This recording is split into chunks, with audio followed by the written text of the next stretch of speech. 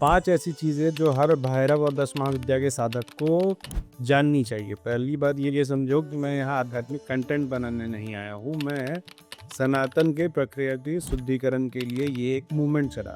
इसको जानने के लिए आपको कुछ सिद्धांतों को फॉलो करना होगा। मूलभूत रूप से 5 सिद्धांत जो आप लोगों को पता होना चाहिए। पहला ये है कि बिना विधि के सिद्धि नहीं होती है। जब तक आप प्रॉपरली नहीं जानोगे कि किस तरीके से साधना करनी है, कुछ भी करते रहोगे और सोचोगे कि आपको जो है सिद्धि मिल जाएगी किसी मंत्र का, तो वो नहीं होने वाला है कि हम जाप ही कर लेते हैं, हम हवन नहीं करेंगे, हमको यंत्र नहीं आता है तो हम भजन करेंगे, नहीं। दूसरा, तंत्र में ना वो शॉर्टकट नहीं होता है, ये एक रिस्पॉन्सिबिलिटी है। अगर आपने तंत्र मार्ग को चुना है, जब आप भैरव और 10 महाविद्या की साधना करते हैं तो उसको पूर्ण रूप से समय देके करना रहिए कि अगर एक सामग्री नहीं मिली तो उसके बदले दूसरा सामग्री, एक मंत्र नहीं बोला जा रहा तो उसके बदले दूसरा मंत्र, ऐसा नहीं होता। तीसरा, किसी भी देवी देवता का अगर आप उस देवता को नहीं समझते हैं, उस एनर्जी को नहीं समझते हैं, तो फिर वो जो शक्ति है ना वो आपको भ्रमित करने लगती है। आप उसके बदले जो है किसी और शक्ति के चक्कर में पड़ जाओगे। इसलिए जिस भी शक्ति की आप साधना कर रहे हो उसको पूर्ण रूप से